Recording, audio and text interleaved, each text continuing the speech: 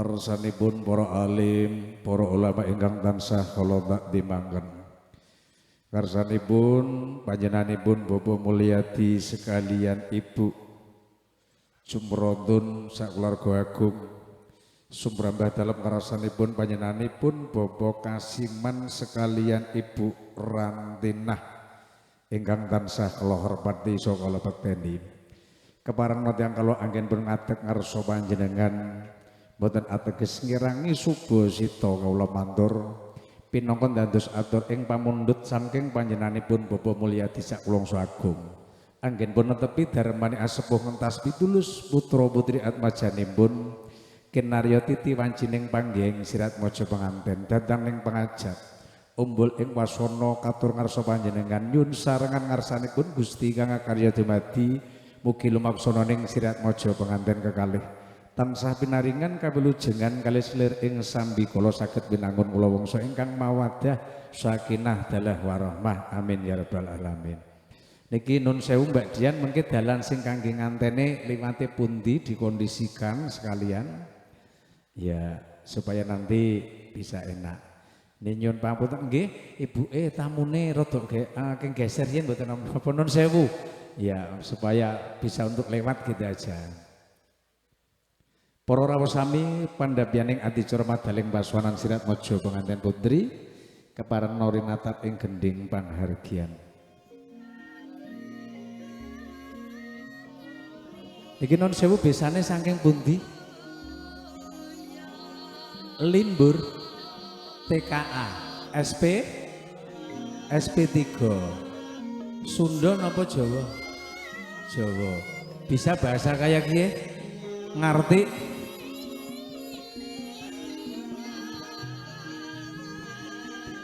Pinarung swaraning pradonga hang laras luksitaning adicara maglar ing paswaran karsanipun sirat maja penganten putripun kepareng madal paswanan saking panti Bali Busana kinarya rinapit ing Kanjeng Rama dalah Kanjeng Ibu pratandha kawisudaning sirat maja ingkang sampun kepareng hangkasta busana cara kaputren Surakarta adining rat kinarya jajar perwaswari dasar nalendra ingkang ayu endah sulistyaning warni bebasan Kanci Nandara turang rupa kirang candra miyos midodari ingkang temurun arca padha saking kayuangan jumbring selaka kepada keluarga besar mempelai pria yang masih berada di tempat supaya bisa mendampingi atau mengarak iring mempelai pria dipersilahkan.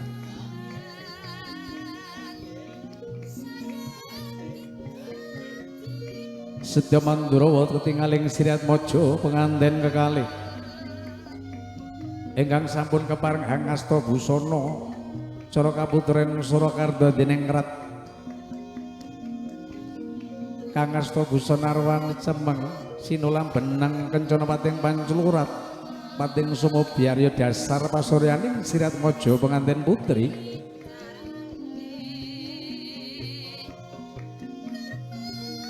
sedya pung sesarengan lumaksana ing sirat maja penganten kakung ingkang sampun kepareng madal pasonan saking panti Bali Busana kang ngasta busana cara kaprajuritan Surakarta dening rat kinarya jejaring praja kang ngasta kuluk Jaladara kang sungsungan sinungsa agung kenal kinalungan sekar melati renonce ingkang dados neganda aruma ngambar-ambar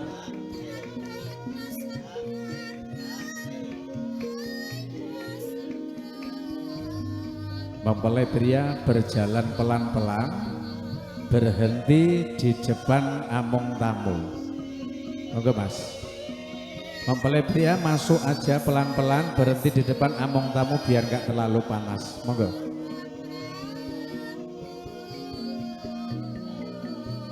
Ketinggal cahya mandura lumaksana ning sirat maja penganten kakung dasar pun lumaksana gajah buling sak jangka mandek sak jangka panoleh endah mungkang sinawang edi kalawan peni. Iya oke. Mohon maaf berhenti sejenak yang membawa Mbar Mayang sebelah kiri supaya menjemput mempelai wanita. Pratandha Jengkaring Sirat Mojo pengantin putri saking sasana palenggan natap gending ing pangharagian Kebu Giro.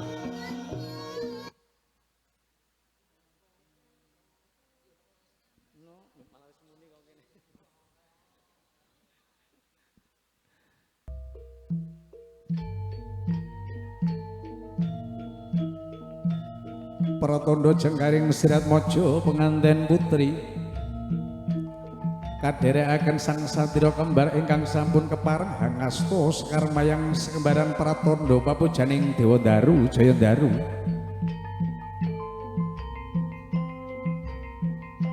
Sesareng lumaksana ning Sirat Mojo pengantin putri napit Kanjeng Rama dalah Kanjeng Ibu kadherekaken sedaya para putri Domas sekembaran.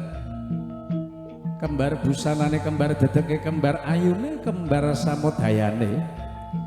Madya sinangsa midodari loncat ing ngaranca padha kinarya kandhang repek nderekaken lumaksana ning Sirat Mojo pengantin putri. Saya dangu, saya caket. Pranembaning Sirat Mojo pengantin putri ingkang sampun kandhek luksita ning adicara.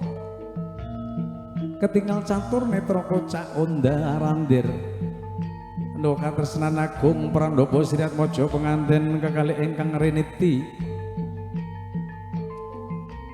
natap ing catur netra ketinggal kinalawe asto Sirat Mojo pengantin kekalih kinarya pambalangan kang tinarani gondang kasih dalah gondang asmara lemparkan sampai kena kagondangan kinasih ing Sirat Mojo pengantin putri pepanggihan ing Sirat Mojo pengantin kekalih ingkang sampun kepareng sinalaman asta pardhata nuga ing ageng katresnan Sirat Mojo pengantin putri awit menika warnane kinarya sih susilaning Sirat Mojo pengantin kakung ageng katresnan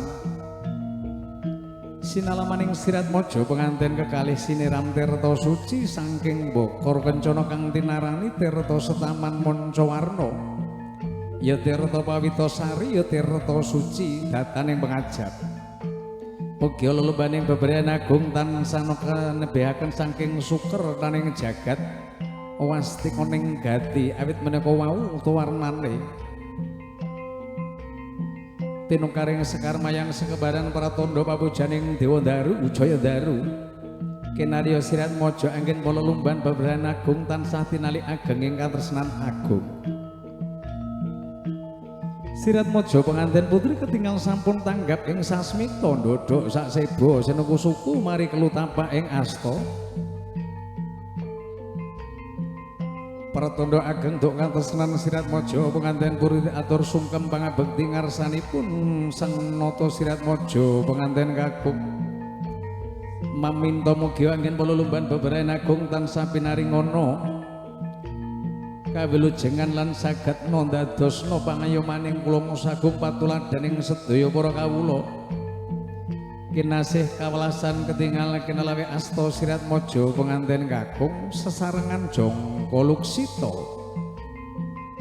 jumangka suku Sirat Mojo pengantin kakung tinijak tigan wonten ngarsanipun tinijak ing tigan pecah blabar salataramane dataning pangajap ndadosna kakiyataning anggen panulumban bebrayan agung lan pralantika mugia Sirat Mojo pengantin kalih pinaringana wiji sejati ingkang saged rinata jalma arupa putra ingkang saleh putri ingkang saleha. Sirat Mojo pengantin putri senajan to ketingal wigi-wigi to ing kersaning penggalipun kepareng baso sukertaning tigan wonten ing suku Sirat Mojo pengantin kakung pratandha ageng to ing katresnan dalem. Ini adalah cerminan wanita yang siap diperistri.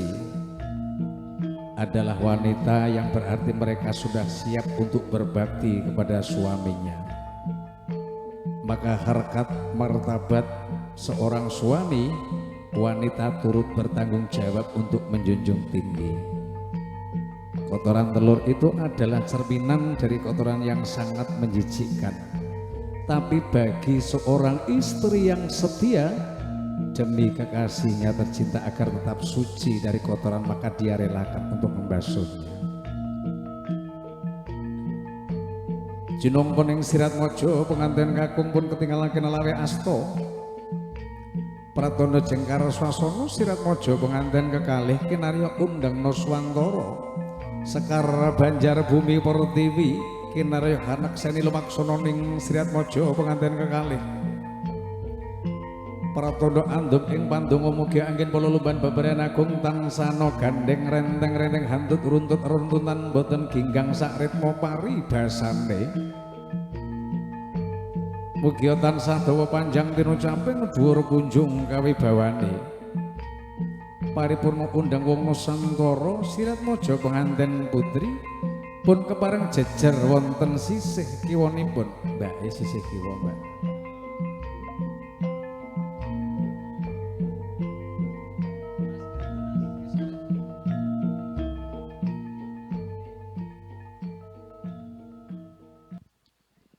Paripurna adicara pambasuh tijak tinigan sirat mojo penganten kalih kaboyong marak switatamon wonten ing pertampan nggih ngukir dambar kencana kagendhong boyong Kanjeng Rama dalah Kanjeng Ibu kinalengan sindur mustapawani pratandha ageng ing katresnan gati.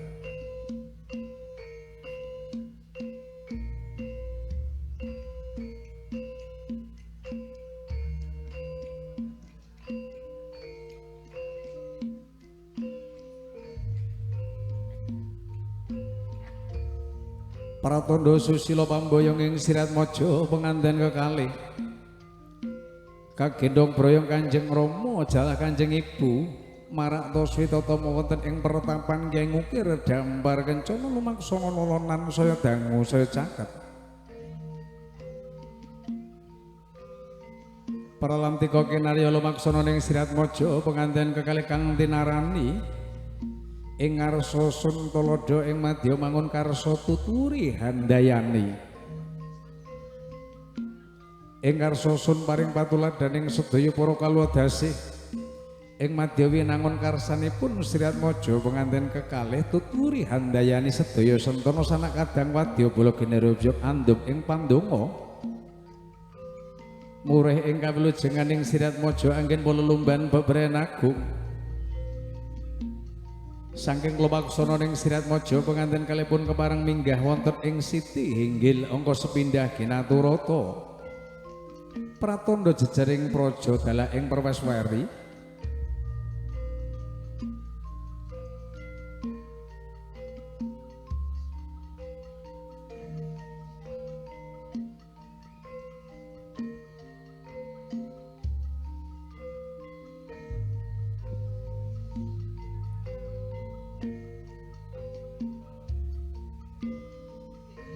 sampun kepareng minggah wonten ing Siti Hinggil angka sepindah Ginaturata.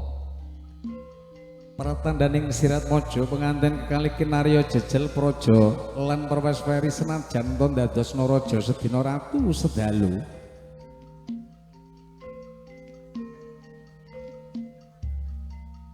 Urut ing kapribaden muga mung tansah lestantun lestari kalis lir ing sambikala kanabian saking liring sambikala.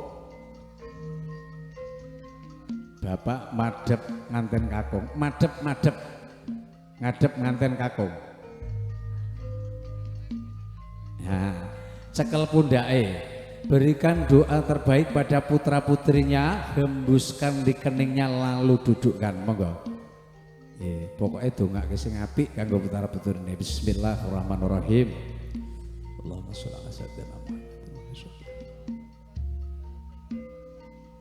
Subhanallah.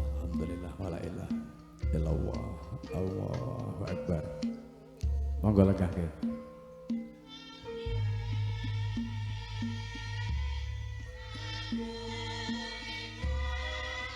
Sampun kepareng lega jejer sirat mojo penganten kekalih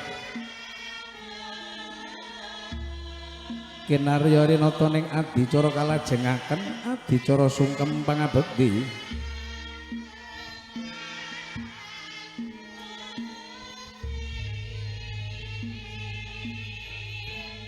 Keparengna Sirat Mojo pengantin kali jengkar saking sasana palenggahan.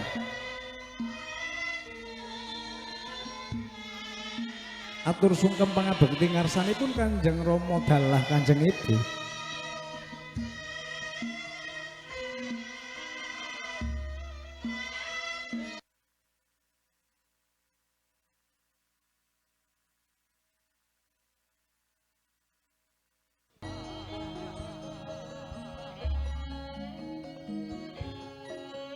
Mojo pengantin kekali sampun suwan jengatipun ngarsanipun Kanjeng Rama dalah Kanjeng Ibu.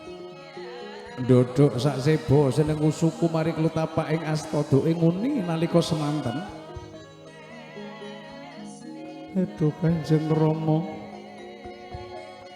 Duwin Kanjeng Ibu suwan kula ngarsa panjenengan ngaturaken sembahyang pangabekti kula kunjuk. Ninggati kula nyon tambahing pandonga pangestu anggen panulumban bebaran agung pinaringono kawilujengan Kanjeng Rama. Anakku ngger kang tak tresnani.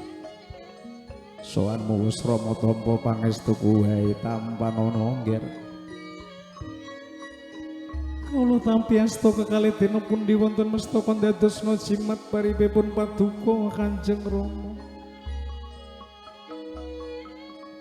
Kinarya raos bombong ing manah tiyang sepuh kekalih ingkang boten tinucap wonten ing lisan kandhek wonten pandulu jangga. Ketingal rinetes sing Pispa bebasan mutiara rinunce. Awit menika wata warnane ageng ingkang tresnan saking Sirat Mojo pengantin kalih ngarsanipun Kanjeng Rama dalah Kanjeng Ibu.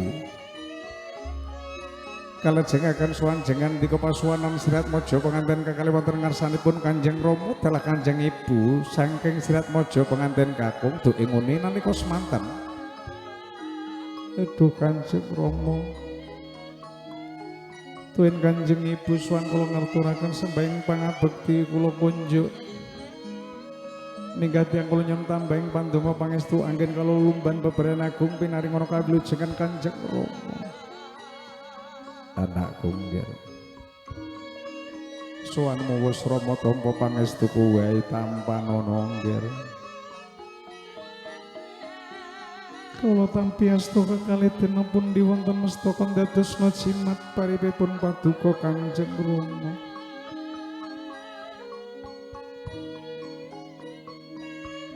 Ara sumendal manah tiyang sepuh kalih amirsani putra wayah ingkang sampun wis waning dewasa. Bebasan bayi owala saka gegendongan. Adenata jalmana tepi perintahing Gusti kang akarya dumadi katemah sisilah. Saking ageng katresnan pandonga tiyang sepuh kalih lumuntur ngarsanipun Sirat Mojo pengantin kalih mugia hamung tansah ndadosna kawilujengan anggen lelumban bebaran agung.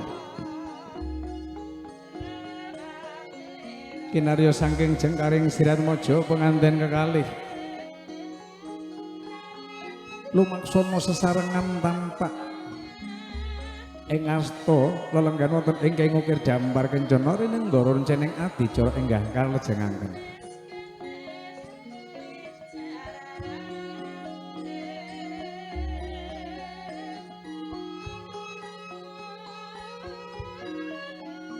Mayar sewu nggih.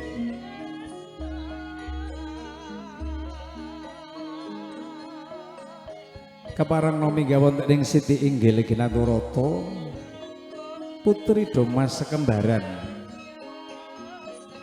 Taus Pradopo kang tinarani kuncara munjung mayar sewu.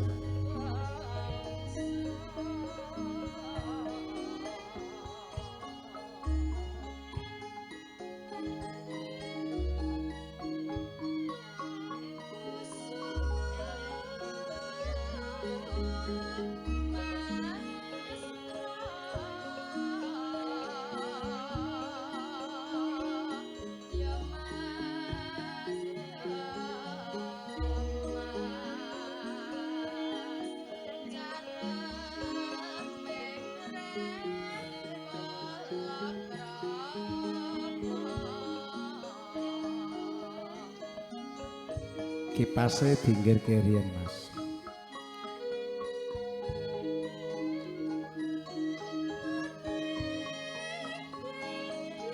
Kuncara muncung mayar sewu pratandha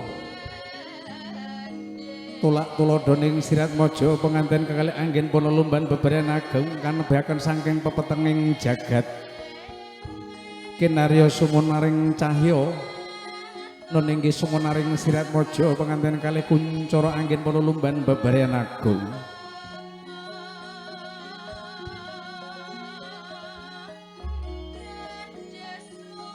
Paripurna saking roncening adicara mayar sewu keparengna minggah wonten ing siti hinggil angka sepindah Ginadarata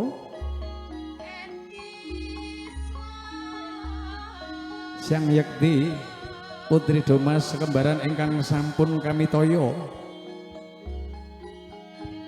angunjudaken uba rampening anggen pun ngadeni adicara cucur curah kacar kucur tampa kaya bondo-bondo lan sak pinunggalane pratandha karya karti saking Sirat Maja penganten kekalih anggen pun nguba karti wonten ing jagat Nuswantara kakarya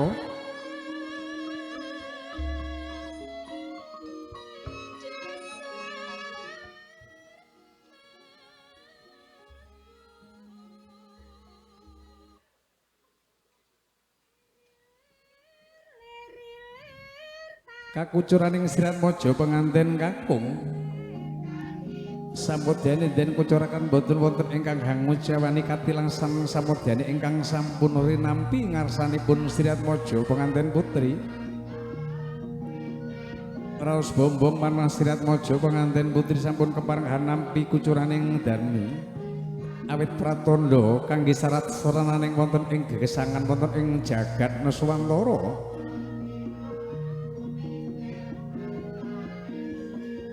kinarya duk sarana Mas Picis Raja Branabandha Bandhu lan sak pinunggulane pralantika Sirat Maja penganten kekalih anggen Panalumban bebaran agung hamung tansah subur kang sarwati nandur murah kang sarwati nuku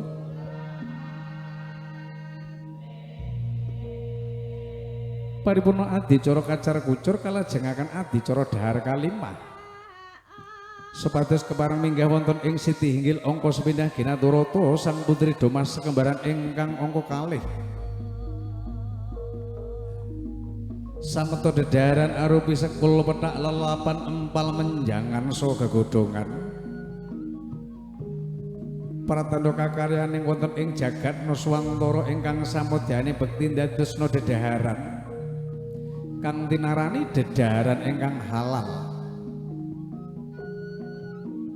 paminta mugi amung tansah kanebihaken saking samudyaning dedhaharan ingkang dadoske awisaning Gusti kang akarya dumadi ateges dedhaharan ingkang haram sinulang gembel bujana Andra Winaka paralantika Sirat Maja angin Panalumban bebaran agung amung tansah hantut runtut reruntunan rebutan patut kinarya sesarengan humbet ing wadya wonten ing wasana pagelaran agung sekali aja Mbak nanti kalau kepingin sudah istirahat diulang-ulang tulangan meneh nggih jadi pengantin putri sik kepingine didulang jane nggih kes mawon monggo unjuk carita pening paripurna dhahar kalimah Sirat Maja penganten kekalih kinarya angasta unjukan ingkang tinarani tirta wening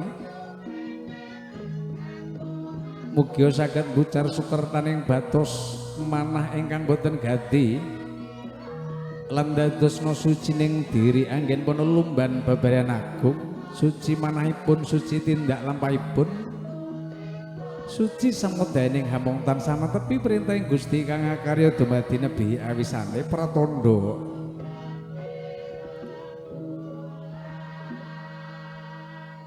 pungkasing adicara Sirat Maja penganten kalih hanyalira renceneng adicara sempalan ingkung menika awujud dedhaharan arupi saking hayawan senajan to mekaten dadosna dedhaharan ingkang dipun keparengaken saking Gusti kang akarya dumadi kang tinarani dedhaharan ingkang halal dening sampun kapragat kanthi cara wasana agami Islam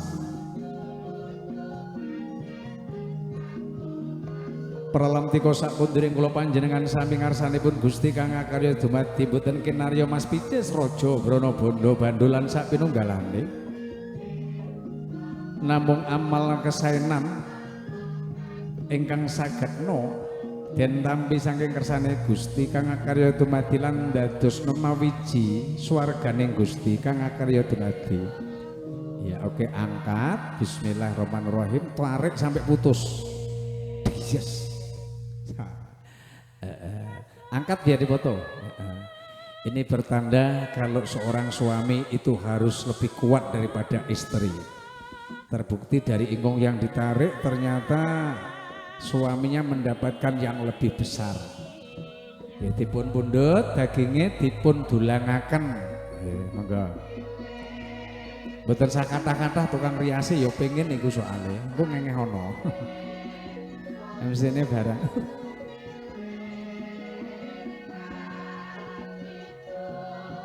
Pratandha pungkasing adicara menika wata warnane saking adicara sempalan iku kelajengaken dhahar. Sinulaman gembul bujana pratandha awit sirat maja penganten kalih anggen para lumban bebrayan agung. Tansana sayuk saiko kapti sesarengan. Lan mugi kanebehaken saking tulak sawan liring sambi kula nuwun kawilujengan agung saking netepi perintahing Gusti kang akarya dumadi. Sugeng rawuh Bapak Saijo kanduran sugeng pinarak sinambi dhahar kanthi skeca. Monggo Pak.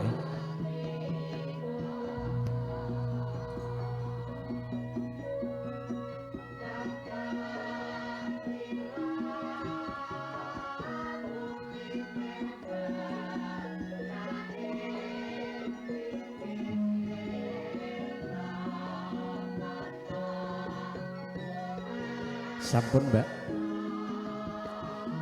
Para rawuh sami awit menika wata warnane adicara panggih ing sirat maja penganten ingkang kelontoraken ngarsa panjenengan. Saking atur kawula kathah lepatipun tansah non agung ing pamunten paripurnaning adicara monggo sarengan andum ing pandonga ngarsanipun sirat maja penganten kekalih mugi tansah pinaringan kawilujengan anggen palulumban bebayan agung kalis ilir ing sambi kala kanebehaken pringgan bayang ing margi saged nuwuh katresnan agung. Sampun Mas. Para bapak, para ibu, mekaten cekap anggen kala matur nuwun agunge pangapunten wasana kala kiri. Wassalamualaikum warahmatullahi wabarakatuh. Untuk selanjutnya karena saya masih berhutang sama Mas Dimas. Lagi sak lagu tak kon leren ku meneh jare kan berarti saya berhutang. Kalau Mas Dimas nggak naik berarti utang saya nggak terbayar. Monggo dilanjutkan Mas Dimas. Tadi yang sudah saya ganggu ya toh. Monggo lanjut kerian boten menapa non pangapunten kula langsung nyuwun pamit amargi kula niki sejatine nggih rewang. Rewang ten kene Mas. Kalau urusan nyanyi sampai nggak tahu ngrungokke suaraku tuh. Aku lembek Mas Dimas nek mbok kon lomba nyanyi alah pasti kalah. Nah, saya kalau urusan nyanyi percaya ambil Mas Dimas ya, jujur. Ayo monggo Mas Dimas. Nanti non pangapunten juga ada penyanyi campur sari dari Santa Mulya harus kita manfaatkan. Jadi lebih baik Mas Dimas lanjut, Mas Dimas rampung Bapak Saijo itu. Ya. Monggo darien panjenenganipun Bapak Saijo dipun sketsaaken mangke sepados keparang pinarak paring tetembangan. Sepindah malih nun pangapunten niki Mas Dimas nggih kula sampun ganggu wektune. Dan untuk semuanya mohon maaf atas segala kekurangan kami, saya mohon izin dari hadapan Anda, matur sembah nuwun.